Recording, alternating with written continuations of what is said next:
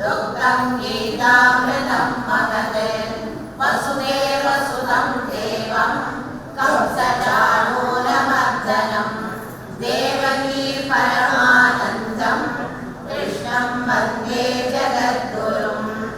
अश्वत्थामविकर्णघोरमकरा दुर्योधनावर्तिनी सोत्तीर्णा खलु पाण्डवैर्नरी कैवर्तक केशवः लोके सञ्चन षट्पदैर्नवरः प्रेमीयमानं मुदा भूयात् भारतपङ्कजं कलिमल प्रध्वंसि न श्रेयसे यं ब्रह्मा वरुणेन्द्ररुद्रमरुतः स्तुन्वन्ति दिव्यैः वेदैः साङ्गपदक्रमोपनिषदैः गायन्ति यं सामगाः। धृतराष्ट्र उवाच धर्मक्षेत्रे कुरुक्षेत्रे समवेतायुयुत्सवः मामका पाण्डवाश्चैव किमकुर्वत सञ्जय योणां नृपतपुत्रेण तव शिष्येण धीमता आत्मसुरामेश्वासाः भीमार्जुनसमायुधि युयुधानो विराटश्च ध्रुवश्च महारथः मृषुककेतुश्चेकितानः वाजिराजश्च वीर्यवान् पुरुषिर्कुन्दिभोजश्च शैक्यश्च नरपुङ्गवः युधामन्यश्च विक्रान्तः उत्तमौजाश्च वीर्यवान् सौभद्रो द्रौपदेयाश्च सर्व एव महारथाः प्रवीदिते भवान् भीष्मश्च कर्णश्च नृपश्च समितिन्मयः अश्वत्थामा विकर्णश्च सौमदत्तिस्तयैव च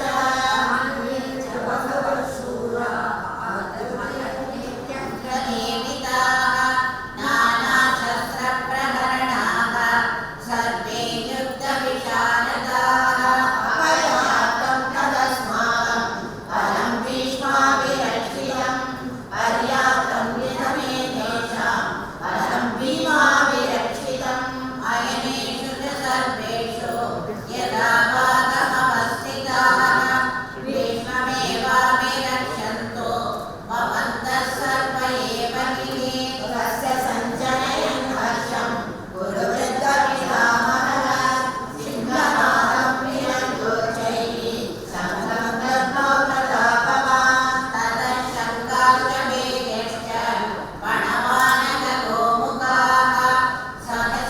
सहसैवाभ्यहन्यन्स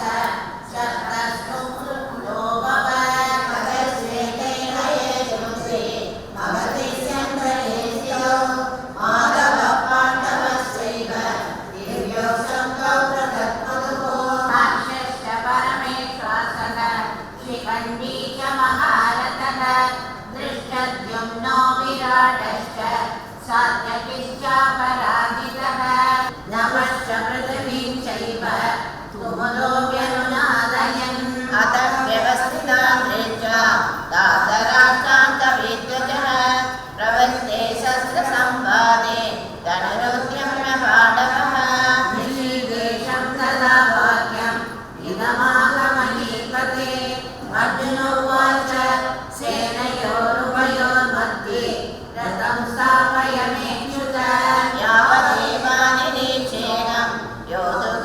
योद्धुकामानवस्थितान् तैर्मया सह योद्धव्यम् अस्मिन् रणसमुद्यमे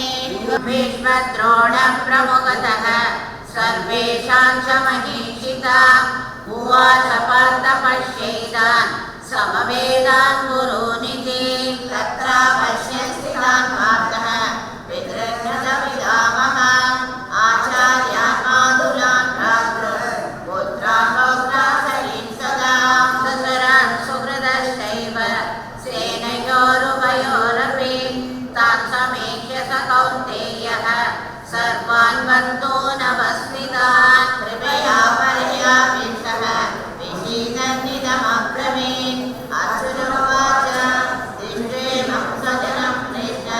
युयुत्सं समवस्थितं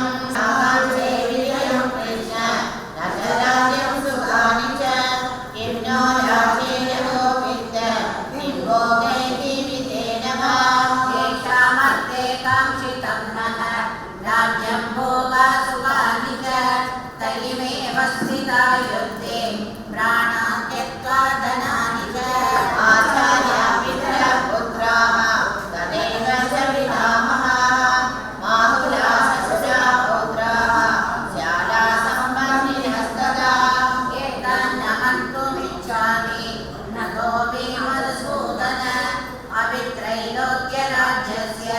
हेतो किं नु मही कृते निहत्यदातराष्ट्रानः कामेनीस्य जनार्दन पापमेवाश्रयेदस्मान् अद्वैतानादयादिनः तस्मान्नाकावयं हन्तुं दातराष्ट्रान् स्वबान्धवान् स्वजनं हि कथं हत्वा सुखिनः श्याममाधव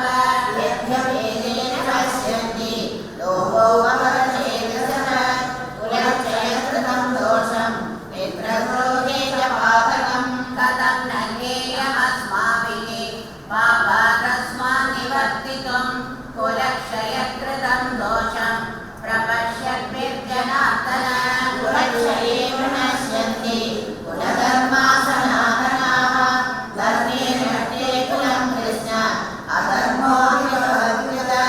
अधर्माभिभवात् कृष्ण प्रदुष्यन्ति कुलस्त्रियः स्त्रीषु दुष्टासु वार्ष्णेय जायते वर्णसङ्करः कुलधर्माणां मनुष्याणां जनार्दन नरवेदं वासन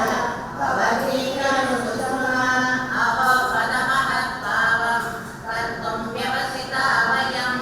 यत्राज्ञसुखलोभेन हन्तुं स्वजनमुद्यताः ॐ तत्सदिति श्रीमद्भगवद्गीतासु उपनिषत्सु ब्रह्मविद्यायां योगशास्त्रे श्रीकृष्णार्जुनसंवादे अर्जुनविचारयोगो